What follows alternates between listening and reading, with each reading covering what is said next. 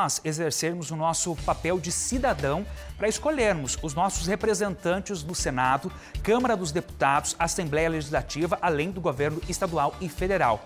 Porém, apesar desse momento democrático, sempre existem aqueles que acabam extrapolando os limites da lei. Eu quero acionar a Rafaela Schwink, então, para a gente conversar um pouquinho sobre como foi esse dia aqui no oeste do estado, na cidade de Cascavel, principalmente voltado à segurança pública. Como que foi esse processo eleitoral aqui no oeste do estado? Rafa, que está ao vivo conosco. E lembrando que nós teremos segundo turno, então, para a eleição do presidente da República, no caso de governador do estado, já foi definido no primeiro turno, né, Rafa? É isso mesmo, né? A situação que aconteceu aí nesse domingo, né? As situações que aconteceram nesse domingo, é claro que também acabam servindo principalmente aí para o segundo turno, que deve ocorrer aí no fim ainda desse mês de outubro. Um dos pontos aí que a gente acabou verificando, principalmente circulando aqui em Cascavel, foi com relação aos santinhos, né? Que tinham ali o número do candidato, enfim, sem contar a sujeirada que acaba deixando aí, principalmente no entorno desses colégios eleitorais. E isso daí é considerado crime. Na cidade de Toledo, o pessoal parece que por ali estava um pouco mais consciente. Essa situação não foi vista por lá. Mas tiveram aí outros problemas. Boca de urna, lá em Foz do Iguaçu também teve pessoa ali que acabou sendo apreendida com vários materiais ali para entregar ali para os eleitores, né? Então, para a gente saber a respeito desses crimes eleitorais, nós estamos aí com o meu advogado especialista, Luciano Catarinhu, que aqui é o meu lado, para trazer essas informações. Primeiro de tudo, boa noite. E com relação a isso de santinho, não pode, é multa e o pessoal pode responder por isso, né? Boa noite. E boa noite, exatamente isso. Esse derramamento de santinho que aconteceu, a anuência com o derramamento de santinho, ou seja, até tem que ser apurado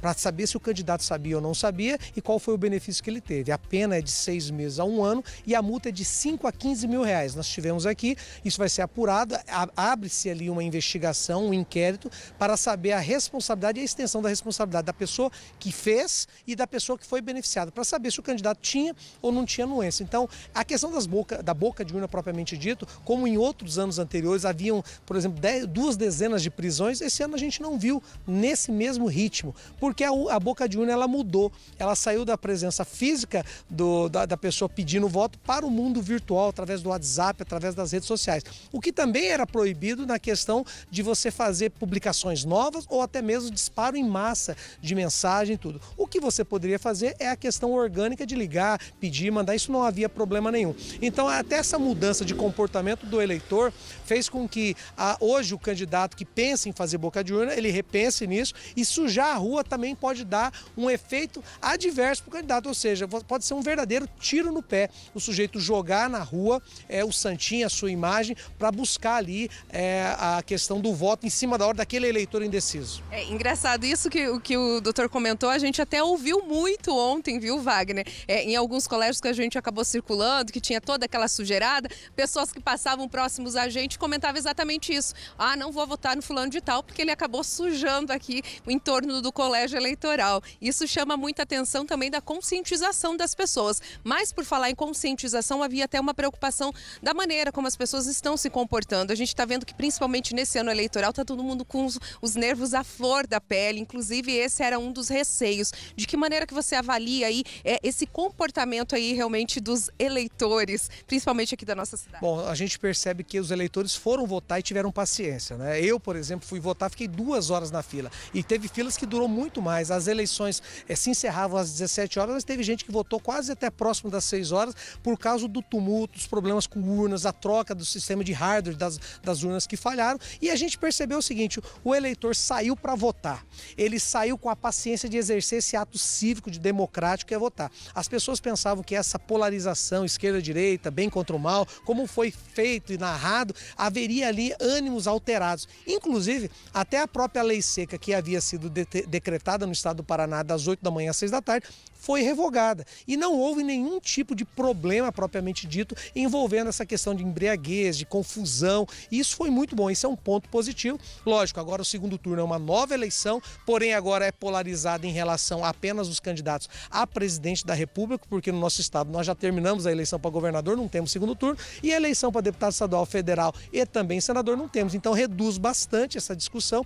O programa eleitoral começa na próxima sexta-feira, dia 7, vai até o dia 28. E o que a população vai fazer? O que optar agora? Nós temos uma escolha, a reeleição do atual presidente ou a opção do ex-presidente. E aí as pessoas, da forma como já lidaram com isso no primeiro turno, esperamos que seja também de forma democrática nas urnas, escolha o seu melhor candidato. Exatamente, que a gente possa aí, né, no segundo turno ter essa tranquilidade que foi o que realmente estava todo mundo aguardando, né? É claro que não vamos aí conseguir 100%, né, que a gente consiga 100% que todo mundo quer, porque afinal de contas são 2 candidatos, então no mínimo vai ter uma divisão, mas que a gente consiga entender que a gente vive numa democracia. Às vezes a opinião do outro não é a mesma da minha e a gente tem que concordar com isso. Então que no próximo dia 30 que as pessoas continuem com essa tranquilidade toda na hora de votar. Afinal de contas, todo mundo quer um Brasil melhor, né? Wagner. Que todos nós queremos, Rafa, e processo democrático é isso, entender que sempre vai ter um ganhador, um perdedor, mas nós estamos lutando pelo nosso Brasil e é importante a gente pensar na melhor escolha, como já fizemos ontem, inclusive, para outros candidatos. Agora é só para presidente da República. Obrigado, Rafa. Obrigado ao Luciano Catarinhuc também conversando, explanando para a gente. Foi tranquilo na medida do possível, mas é isso mesmo. Bom exemplo aqui. Aquele candidato que espalhou sujeira para todo local, em local de votação, como você vai confiar nessa pessoa para te representar, seja no legislativo, no executivo, no judiciário, nesse caso em esfera estadual, em esfera federal? Não dá, né? Só por aí você já vê então e aí já acaba facilitando o seu poder do voto. Vamos às urnas novamente, tá? Agora 6h39.